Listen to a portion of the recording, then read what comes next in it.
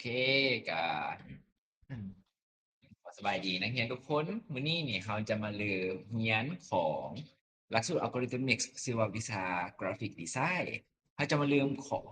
เรียนหลักสูตรเริ่มต้นเลยมาก่อนอ๋ออื่นก่อนที่เราจะเริ่มนี่เราจะมาเริ่มแนะนำตัวเองก่อนโอเคสิมีชื่อว่าหยังทำอิดโดยชื่อดิดีโอเคสบายดีน้องดีดีโดยแล้วสบายดีดีดีน้องดีดีนี่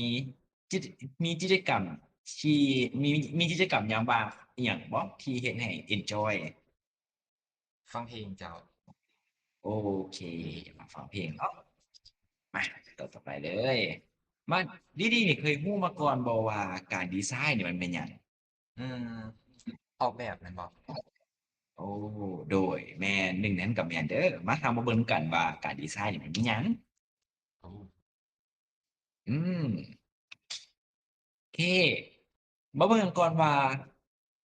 แบบใดจึงเอิ้นว่างามต่อการดีไซน์นี่น้องดีดีคิดว่าจังไดเฮ็ดคือหมู่บ่หรือว่าเฮ็ดออกมาเป็นของเราเองไผเป็นคนตัดสินว่ามันเป็นคนว่างามเดี๋ยวน้องดีๆคิดว่าจังได อืมคนส่วนใหญ่บ่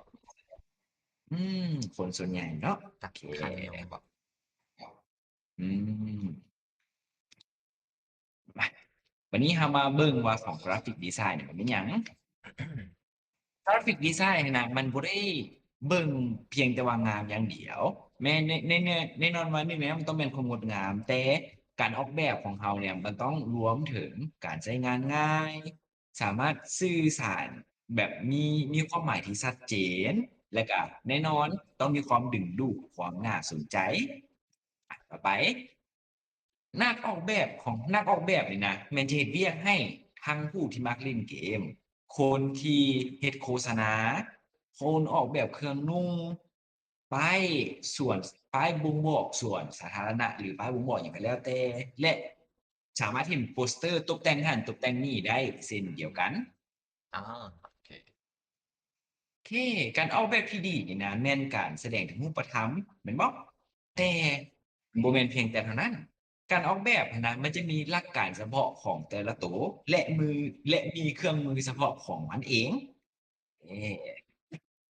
อะแต่ละตัวน่ะนะมันก็จะแตกต่างกันการออกแบบมันก็มีหลายเวียกงานที่เฉพาะเจาะจงบ่ว่าจะเป็นเกมดีไซน์ออกแบบเฟอร์นิเจอร์บ่ออกแบบlandscape ออกแบบเสื้อแล้วก็ของกราฟิกดีไซน์ที่เราจะเรียนในหลักสูตรของเรานี้โอเคต่อไปในกราฟิกดีไซน์ของเรานี่นะเราจะเรียนเกี่ยวกับเป็นพวก 2D 3D แล้วก็รวมไปถึง motion design ไปพร้อมๆกันโอเค การออกแบบดีกันมันมีหลายประเภทเลยในการออกแบบกราฟิกดีไซน์นะบ่ว่าจะเป็นออกแบบโอ้ทีเชิ้ตก็ฮูดีสออกแบบบิ๊กออกแบบโน้ตบุ๊กออกแบบกระเป๋านี่อันนี้จะเป็นกราฟิกดีไซน์ไปเลยอืมโอเค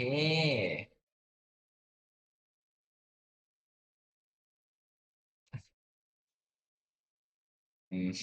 อันนี้ก็เป็นกราฟิกดีไซน์ในตัวหน้าหมาน้อยนี่นะ อ่ะอ่ะอ่ะนะโอเคในระหว่างหลักสูตรนี้ความรู้เบื้องต้นต่างๆที่เราจะเรียนเนี่ยเขาอะนะส่วนใหญ่แล้วของที่ทีเซอร์จะถ่ายทอดให้นี่นะแม่นหลักการที่จะใช้เครื่องมือหลักหลักการเป็นพื้นฐานซื่อๆส่วนไอเดียเนี่ยมันจะเป็นของน้องดีๆเองเอ๊สิมาเริ่มจากการสร้างแบ็กกราวด์แบ็กกราวด์โอเคแบ็กกราวด์นะมันจะถูกเอิ้นว่า มันเป็นตัวตั้งต้นโชว์ถึงตัวตนของเขาในระหว่างที่แบบมีวิดีโอออกมาสิบอกแล้วแบ็กกราวด์ของเขามันเป็นอีหยังเขาจะสามารถโชว์ข้อมูลของเขาได้พร้อมสิ่งอันนี้เอิ้นว่าอินโฟกราฟิกเนี่ยอือาจจะมเป็นข้างๆของน้องดีๆที่เห็นแบ็กกราวด์มันอาจจะเป็นการแต่งรูปก็ได้อ่าฮะมักคีโรที่ได้มักเลี้ยงหมาก็ได้ อืมอันนี้อินโฟกราฟิกเขาสามารถที่เป็นแบ็กกราวด์โดยเฉพาะเพื่อบวกข้อมูลของเขาอินโฟย่อมาจากอินฟอร์เมชันมันบ่แต่กราฟิกอันนี้เนี่ยมันสวยงาม โอเค โอ้แบบอ่ะอันนี้จะเป็นเครื่องมือที่เราจะใช้เครื่องมือที่เราจะใช้เรียนต่อๆจากนี้จะเป็น Git กับ Inkscape แต่สำหรับมื้อนี้เราจะเรียนของ Canva เอ้นักเรียนฮู้บอกว่า Canva เป็นหยัง เขียนว่าแมนเว็บไซต์ออกแบบโปสเตอร์กันปะอ่าแม่นแล้ววันนี้เราจะมาเรียนเกี่ยวกับขั้นพื้นฐานเกี่ยวกับของ templates เทมโอเคอันนี้จะเป็นเว็บไซต์ของ Algorithmics ของเขาเด็กลองดีๆจะสังเกตเห็นว่ามันมีทั้งของ login และ password เยสบัตรเนี่ยดีๆมาเรียนแล้วจะมีทั้งชื่อของ username และ password มอบให้กับน้องดีๆเป็นรหัสของน้องนะเป็น account ของน้องดีๆเองเลย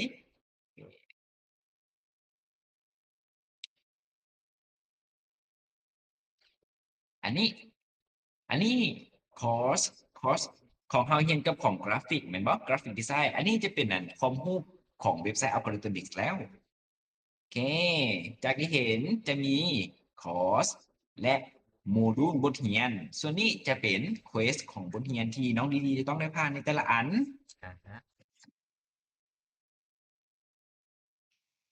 ต่อไปอันนี้จะเป็นแพลตฟอร์มที่สามารถอัปโหลดโปรเจกต์ของตัวเองได้ หลังจากที่น้องดีๆนั้นสร้างจำพวกแคนโปสเตอร์หรือว่าสร้างจากพวกรูปงามๆอย่างกันแล้วแต่น้องดีๆสามารถอัปโหลดโปรเจกต์ของตัวเองได้ใน Laboratory ตัวนี้อ่าเอฮะ๊โดยต่อมานี่สามารถไปลิงก์ของคนอื่นได้พร้อม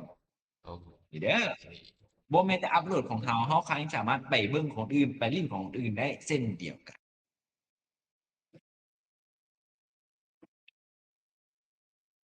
โอเค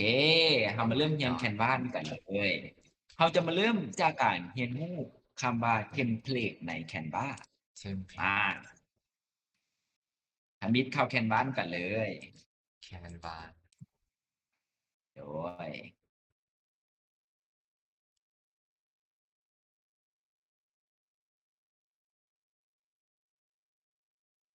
เขาต้องเข้ามาเชื่อโดยโอ้ my god โอเค เดี๋ยวเสือต้องสร้างตัวหนึ่งเด้อโปรเจกต์อ่ะสร้างทำไมก่อน folder 1แล้วกัน โอเค โอเค create new create new presentation ไม่เล่าชื่อแท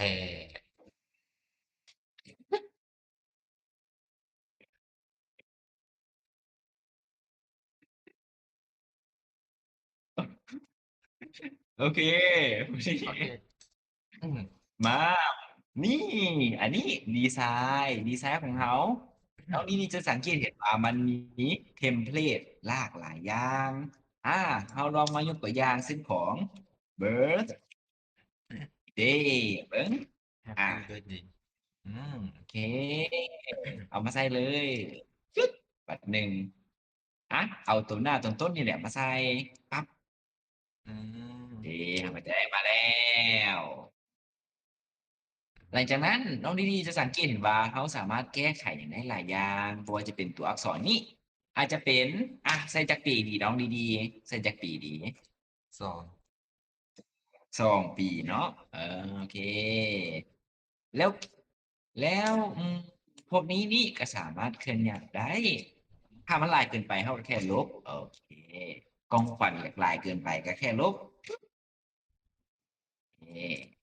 ปั๊บประมาณนี้และสามารถใส่กันและสามารถใส่ประสานพร้อมเช่นการ attach เอานี้มาใส่โอเคเขาสามารถเอาบาง element เลยก็ได้เช่นเดียวกันเช่นตัวนี้เอาคัพเค้กจากหน้านี้มา Ctrl C copy และบางลงในหน้านี้ปึ๊บแหมมาแล้วหรือเอาอันนี้มาพร้อม Ctrl C copy บางลง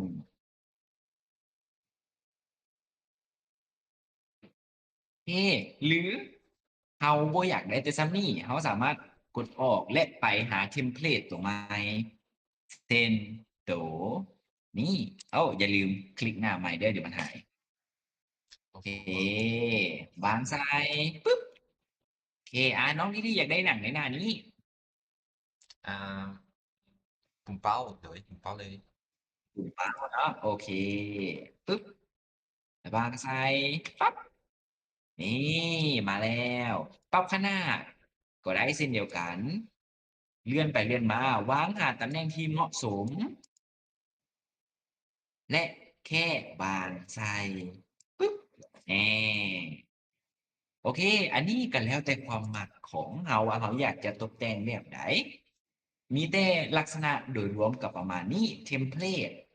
แล้วเราก็เลือกเอาเอลิเมนต์ที่เราอยากได้เทมเพลตที่เรามักและวางใส่ตามใจเราเคลื่อนย้ายตามใจเราปรับขนาดตามใจเราเอ ก็สบายดีทางผู้ปกครองของน้องดีๆเนาะมื้อนี้น้องดีๆก็ได้เรียนจบเป็นมือทวิตเรียนมือทวิตจบไปที่เรียบร้อยแล้วผู้ปกครองมีอีหยังสงสัยบ่สามารถสอบถามเซิร์ชได้เด้อโดยสบายดีเนาะคืออายุซ้ำเท่าดีๆนี่เพิ่นเรียนหลักสูตรหยังเจ้า